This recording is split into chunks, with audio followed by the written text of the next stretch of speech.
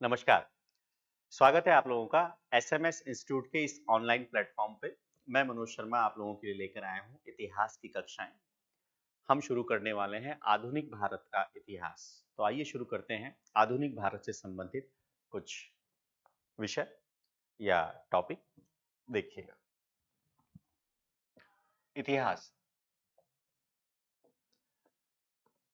इतिहास शब्द से तात्पर्य है अतीत की बातों का वर्तमान में अध्ययन। अतीत का वर्तमान में अध्ययन, सिंपल सी बात। दूसरी चीज, इतिहास। इतिहास को जानने के लिए हमें आवश्यकता होती है स्रोत की। स्रोत मुख्य रूप से तीन प्रकार। पहला है पुरातात्विक,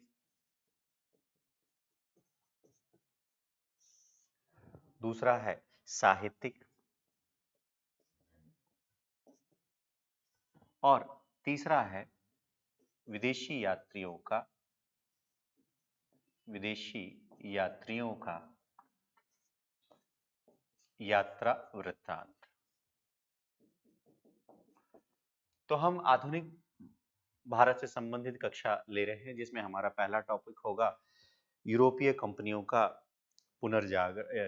भारत में यूरोपीय कंपनियों का आगमन। पुनर्जागरण तो विश्व इतिहास से संबंधित है। तो हम बात करने वाले हैं पहले आधुनिक भारत की, लेकिन मैंने इतिहास की पूरी रूपरेखा आपके सामने प्रस्तुत करने का कार्य किया है। इतिहास का मतलब है अतीत की बातों का वर्तमान में अध्ययन। इतिहास को जानने के लिए आवश्यकता होती है स्रोत की।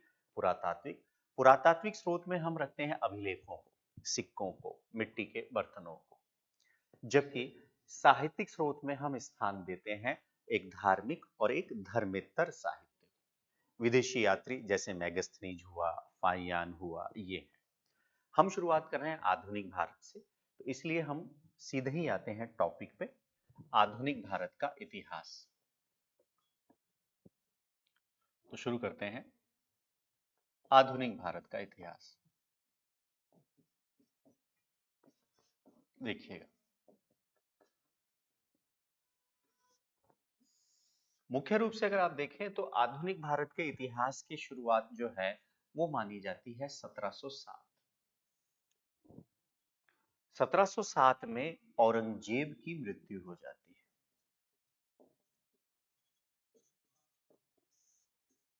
औरंगजेब की मृत्यु, और औरंगजेब की मृत्यु के बाद भारत के इतिहास में एक आपको परिवर्तन देखने को मिलता है। वो देखने को यह मिलता है कि यहां से उत्तरवर्ती मुगल शासक उत्तरवर्ती मुगल शासक आते हैं। इस उत्तरवर्ती मुगल शासकों में अगर आप देखें तो बहादुर शाह प्रथम, जहांदार शाह, फर्रुखशियर, रफीउद्दर्जात, रफीउद्दौला, मोहम्मद शाह रंगीला, फिर आलमगीर, शाह आलम, और अंतिम अगर आप देखें तो 1857 के विद्रोह के समय आपको दिखाई पड़ता है बहादुर शाह जफर का शासन। बहादुर शाह जफर को गिरफ्तार कर लिया जाता है और गिरफ्तार करके अंग्रेजों के द्वारा उन्हें रंगून भेज दिया जाता है। तो उत्तरवर्ती मुगल शासन। लेकिन 1707 से पहले की कहानी मैं शुरू करना चाह रहा हूं, और 1707 से पहले की कहानी जो मैं आपको बताना चाह रहा हूं वो मैं आपको बताना चाह रहा हूं यूरोपीय कंपनियों का भारत में आगमन। याद रखिए, यूरोपीय कंपनियों का भारत में आगमन, ये हमारा पहला टॉपिक रहेगा, जो कि 1707 से पहले से है। देखिए, चलिए शुरू करते हैं।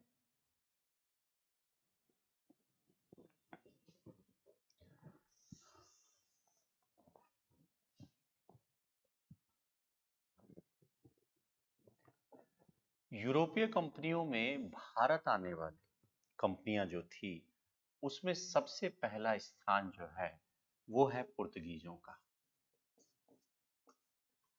सबसे पहले भारत में आई पुर्तगीज कंपनी जिसका नाम था एस्तादो दा इंडिया।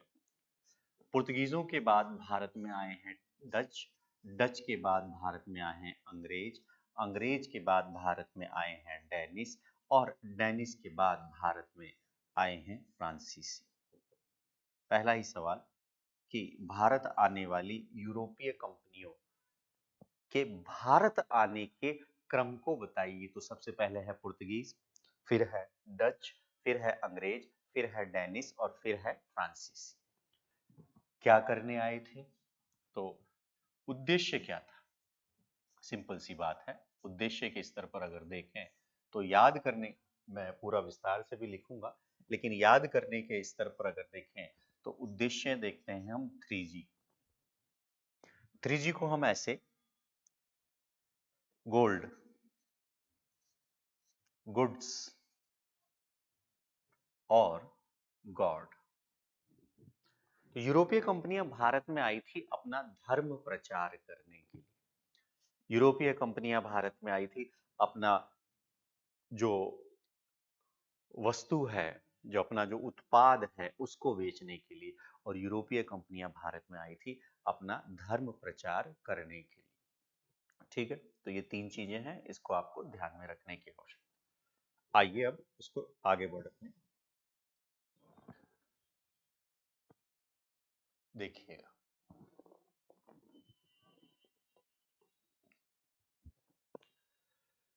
अब अगर हम बात करें तो मैं बात करूंगा 15वीं शताब्दी की। देखिएगा, 15वीं शताब्दी, पहले बोले शताब्दी क्या है। ठीक है, तो शताब्दी की अगर हम बात करें तो 1401 से लेकर 1499, इसको हम कहेंगे 15वीं शताब्दी। 1401 से लेकर 1499, इसको हम कहेंगे 15वीं शताब्दी। और 1501 से लेकर 1599, इसको हम कहेंगे 16वीं शताब्दी। तो शताब्दी का अर्थ भी आपको समझ में आ गया। अब सपोज करें कि हम बीच वाला ये टाइम पीरियड लेते हैं 1550। तो 1550 से पूर्व का काल, यानी 1501 से लेकर 1550, ये वाला जो काल है इसे हम कह सकते हैं पूर्वार्ध। और 1550 के बाद से 1599 तक का जो काल है इसे हम कह सकते हैं उत्तरार्ध। तो पहली चीज पूर्वार्ध और उत्तरार्ध, इसको आपको ध्यान में रखने की आवश्यकता है। ठीक है, ये चीज आपको समझ में आ गई होगी। आगे बढ़ते हैं, चलिए। अब 15वीं शताब्दी में एक थोड़ा सा मैं मैप ड्रॉ कर रहा हूं, एग्जैक्ट नहीं लेकिन समझाने के स्तर पर।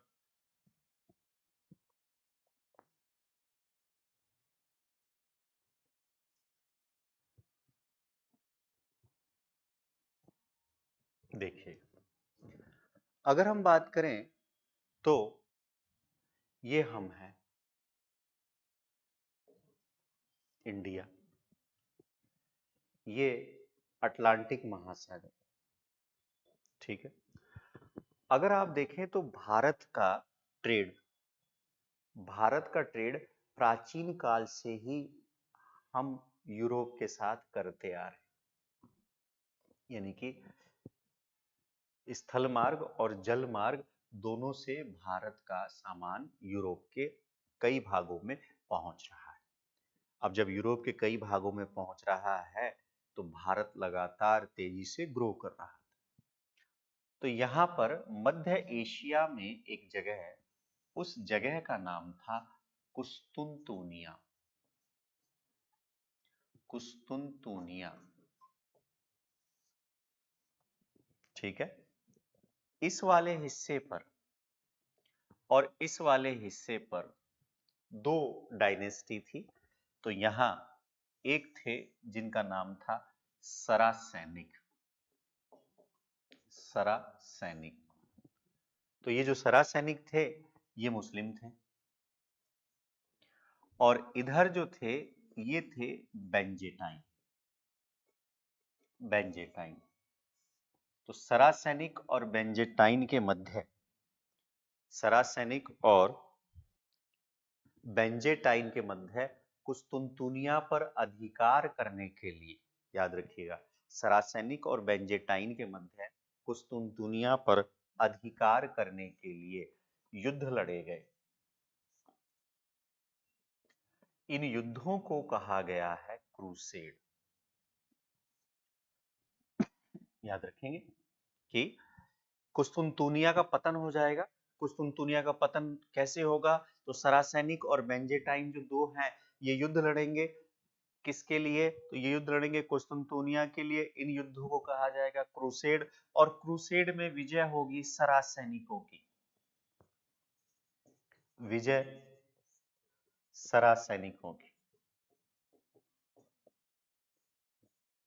ऐसी स्थिति में ये जो सरासैनिक है ये इनको यहां से निष्कासित कर देंगे और कुस्तुनतुनिया पर अधिकार हो जाएगा इनका। अब भारत से जो 1453 के आसपास की बात है, भारत से जो यहाँ से सामान जा रहा है, गुड्स जा रहा है, उस पर कंट्रोल कर लिया इसने। अब ये मनमाने दाम पर आगे भेजेगा। ऐसी स्थिति में यूरोप में नवीन मार्गों की खोज शुरू होती है, और खोज में पुर्तगीज राजकुमार एक व्यक्ति है जिसका नाम आता है हेनरी द नेविगेटर के नाम से। और हेनरी द नेविगेटर जो है वो अगर आप देखें तो उसे हम कहते हैं खोजकर्ता के रूप में, कि उसने खोज करने के लिए लोगों को प्रोत्साहित किया नवीन मार्गों को। तो यहां से शुरुआत होती है, तो खोज होती है नवीन व्यापारिक नवीन व्यापारिक मार्गों की खोज, जिसके तहत 1486 1486 में बार्थो लोमा डियाज बार्थोलोमा डियाज ये जो है ये उत्माशा अंतरिप की खोज कर देता है। उत्माशा अंतरिप की खोज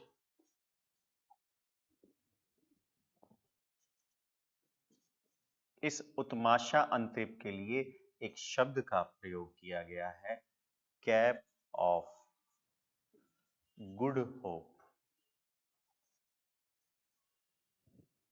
एक तो यह है। फिर 1492 में 1492 में कोलंबस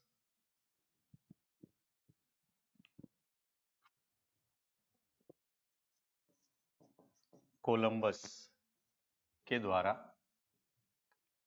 अमेरिका की खोज कर दी जाती है। अमेरिका की खोज, और अमेरिका के लिए एक शब्द का प्रयोग किया जाता है जिसे कहते हैं नई दुनिया, और अमेरिका के मूल निवासियों को कहा जाता है रेड इंडियन। तो क्यों नवीन भौगोलिक खोजों की शुरुआत हुई? तो कुस्तुनतुनिया के पतन के कारण। और इन नवीन भौगोलिक खोजों में सर्वप्रथम आगे आने का कार्य करता है, उसका नाम होता है हेनरी द नेविगेटर। और सबसे पहले जो आने वाले हैं वो आने वाले हैं पुर्तगीज। तो आइए शुरू करते हैं। उतार लिया होगा, स्क्रीनशॉट ले लीजिएगा कोई, और लिखते जाइएगा, इस पर भी ध्यान रखिएगा। चलिए, तो पहली कंपनी है पुर्तगीज।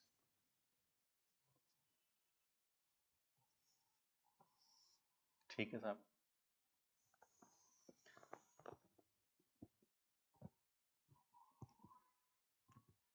तो पुर्तगीज कंपनी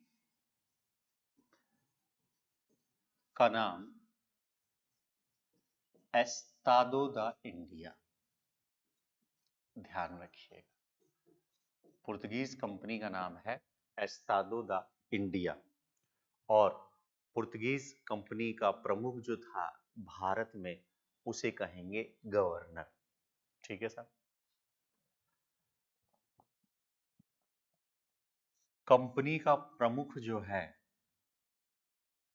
इस कंपनी के प्रमुख को कहेंगे यहां पर गवर्नर। ईस्ट इंडिया कंपनी पर भी चर्चा करूंगा आपसे जब हम बात करेंगे। तो पहली चीज कंपनी पुर्तगीज आई, फिर दूसरा यहां लिखें कि यूरोपीय कंपनियों के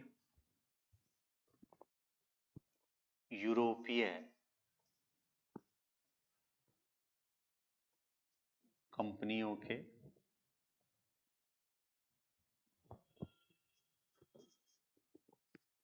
भारत आगमन का कारण।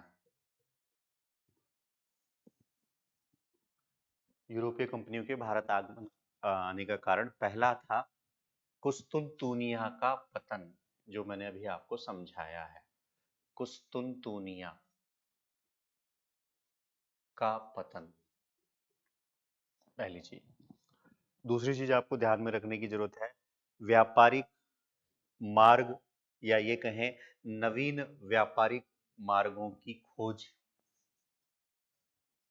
नवीन व्यापारिक मार्गों की खोज।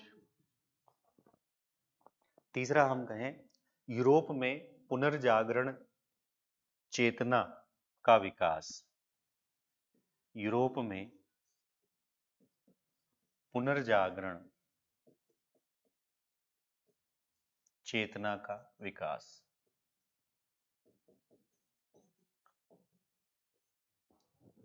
देखिए कॉन्सेप्ट है, आधुनिक भारत जो है वो आपके हर सब्जेक्ट में पूछा जाता है, चाहे आप फर्स्ट ग्रेड का एग्जाम दे, चाहे आईएएस का दे, चाहे आरएस का दे, चाहे सेकंड ग्रेड का दे। तीसरा पॉइंट हो गया। चौथा, व्यक्तिवाद व जिज्ञासा की भावना को बढ़ावा। मतलब यूरोप में क्या हो रहा था, यूरोप में पहले धर्म केंद्र में था, यानी कि धर्म को ध्यान में रखते हुए सभी चीजों का डेवलपमेंट किया जा रहा था।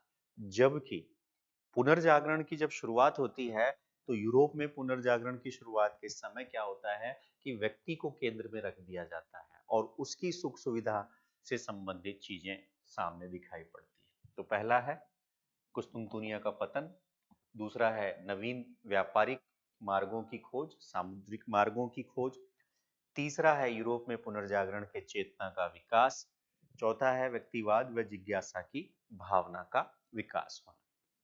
ठीक है सर। 1498, अगले पेज पर ले लेते हैं। ये थोड़ा सा कॉन्सेप्ट था, हम बात कर रहे हैं पुर्तगीजों की, तो मैं हेडिंग वापस पुर्तगीज डाल देता हूं।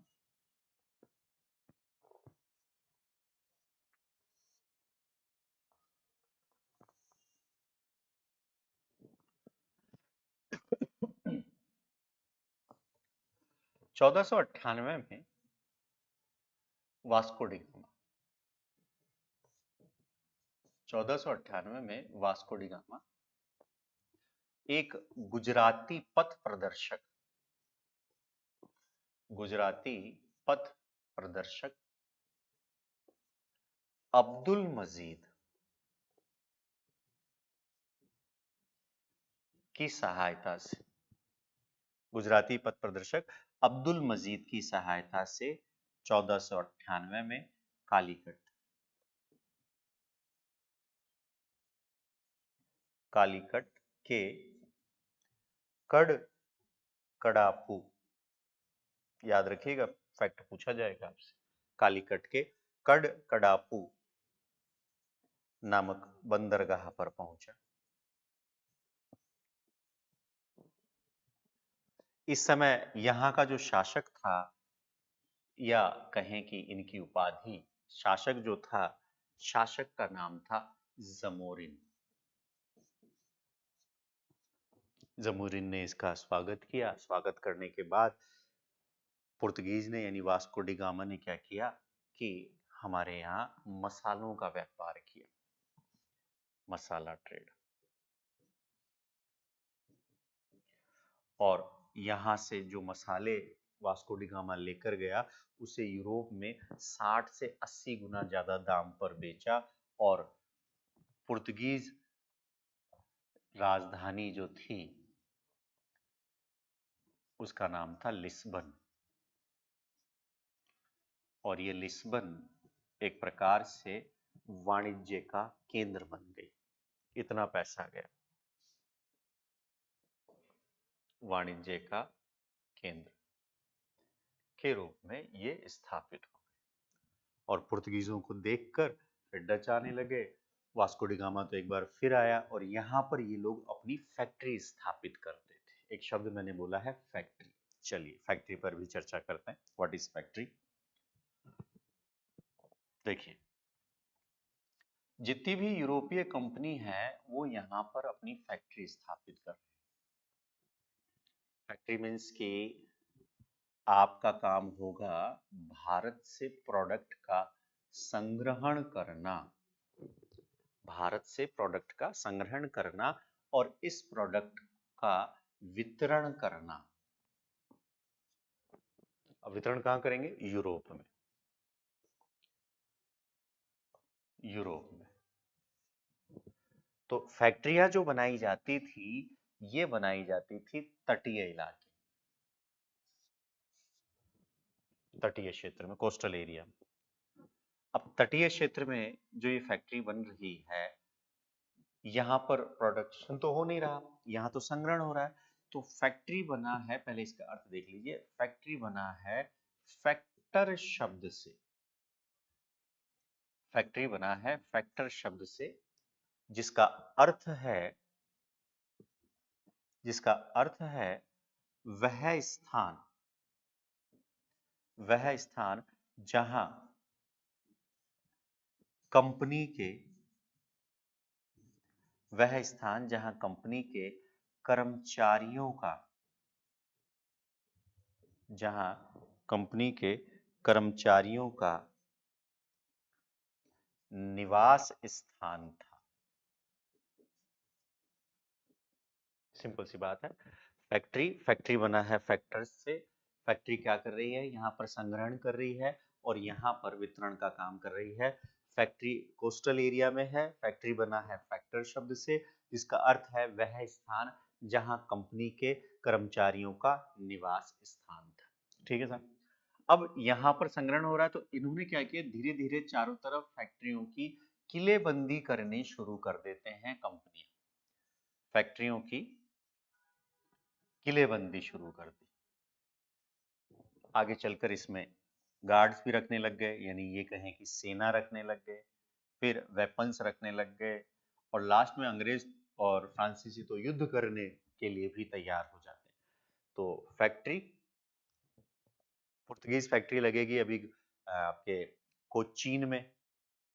ठीक है, अभी बात करेंगे। लेकिन फैक्ट्री का मतलब है फैक्टर शब्द, अर्थ वह है स्थान जहां पर कंपनी के कर्मचारियों का निवास स्थान था। एक चीज। अगली चीज, अब बात करें पुर्तगीज की। तो पुर्तगीज कंपनी का नाम आपने मुझे बताया कि सर कंपनी का नाम है एस्तादो दा इंडिया। एस्तादो दा इंडिया। तो ये जो पुर्तगीज कंपनी है, इस पुर्तगीज कंपनी का जो प्रमुख होगा, इस पुर्तगीज कंपनी का जो प्रमुख होगा उसे कहेंगे गवर्नर। ठीक है। और आगे चलकर मैं अभी कंपनी ईस्ट इंडिया कंपनी में बताऊंगा तो इसी को आगे और विस्तार देंगे ईस्ट इंडिया कंपनी। और यहाँ पर आप देखेंगे जब ईस्ट इंडिया कंपनी पढ़ेंगे तब आपको 3 प्रेसिडेंसी देखने को मिलेगी। 3 प्रेसिडेंसी 3 स्थानों पर, और ये 3 स्थान है बॉम्बे, बंगाल और मद्रास। 3 स्थानों पर आपको प्रेसिडेंसी, यानी कि पहले तो फैक्ट्री, फिर फैक्ट्री के चारों तरफ किलेबंदी, फिर जब ईस्ट इंडिया कंपनी आएगी तो वो प्रेसिडेंसी बनाएगी। ठीक है, आगे बढ़ते हैं। तो अभी आपने देखा पुर्तगीज कंपनी, पुर्तगीज व्यापारी आया जिसका नाम था वास्को डिगामा, जो कि गुजराती पथ प्रदर्शक की सहायता से आता है। और फिर पुर्तगीजों ने क्या किया, एक कंपनी है जिसका नाम है एस्तादो द इंडिया, और पुर्तगीज कंपनी का जो प्रमुख होता है उसको आपने नाम दिया है गवर्नर। और पुर्तगीजों ने अपनी फैक्ट्री कहाँ कहाँ लगाई, तो थोड़ा सा ये भी देख लीजिए। कोच्चि, कन्नूर, कोच्चि,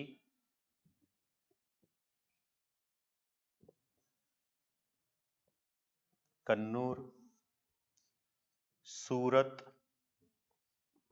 कोच्चि, कन्नूर, सूरत, गोवा,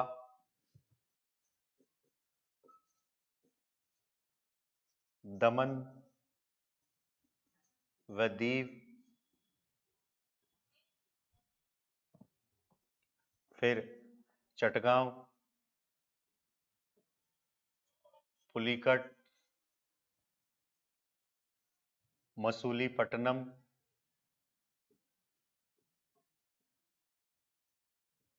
इन स्थानों पर लगा रहे। फिर अगर हम बात करें तो मालाबार तट और कोरोमंडल तट दोनों स्थानों पर इन्होंने अपनी फैक्ट्रियां स्थापित की है। ठीक है साहब। अगली चीज अगर हम बात करें तो इन्होंने यानी एस्तादो द इंडिया ने भारत में, याद रखिएगा, भारत में मसालों का व्यापार किया।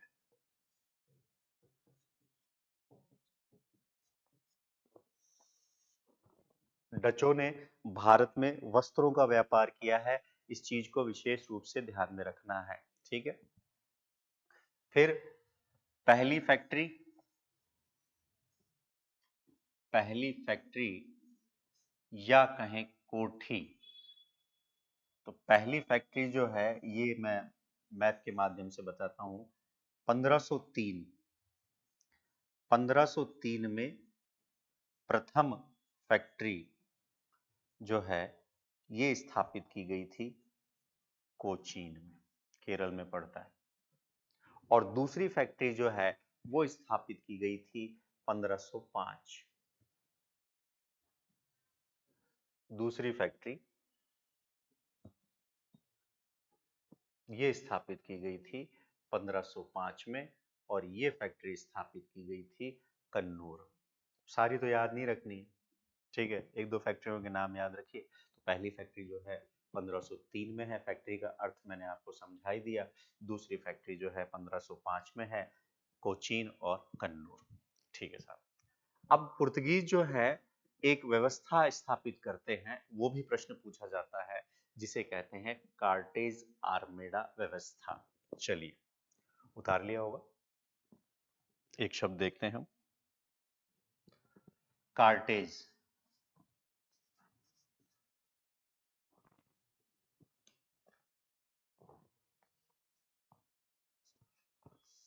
कार्टेज आर्मेडा व्यवस्था।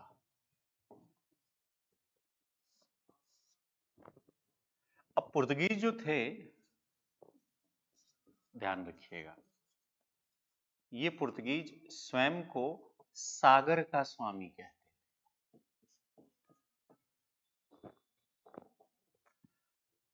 सागर का स्वामी। पुर्तगीजों की जो पॉलिसी थी, इस पॉलिसी का नाम है ब्लू वाटर पॉलिसी। दूसरे शब्दों में कहें, शांत जल की नीति। ब्लू वाटर पॉलिसी यानी कि शांत जल की नीति।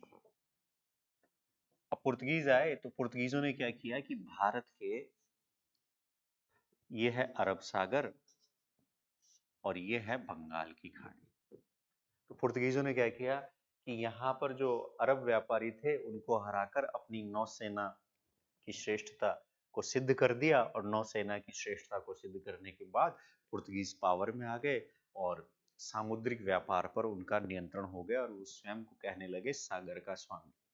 और तब उनके द्वारा एक व्यवस्था लागू की गई जिसे कहते हैं कार्टेज। ठीक है, कार्टेज का मतलब है लाइसेंस।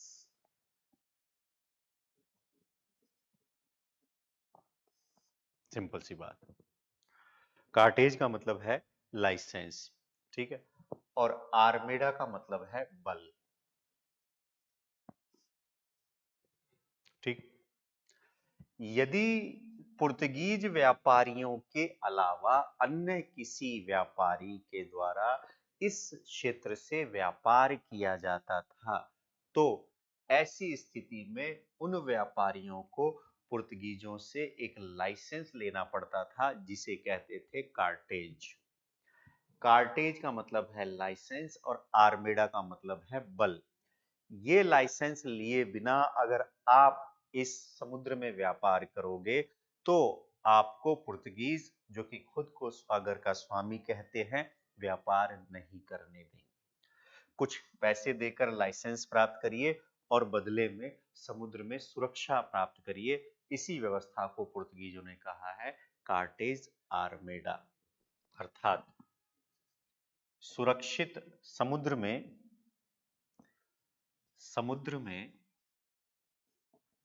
सुरक्षित व्यापार करने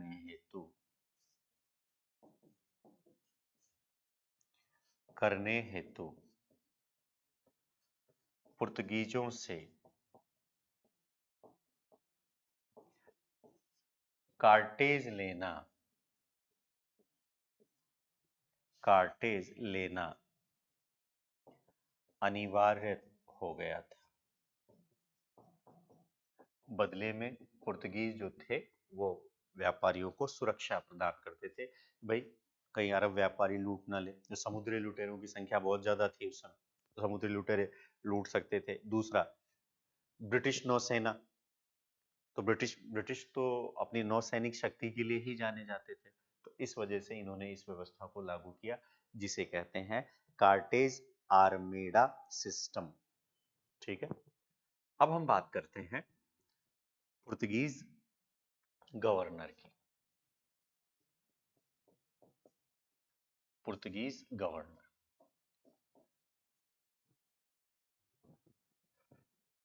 तो पुर्तगीज गवर्नर से संबंधित कक्षा हम करेंगे अगली क्लास में। ये वाली क्लास हमारी यहीं तक। धन्यवाद, फिर मिलते हैं।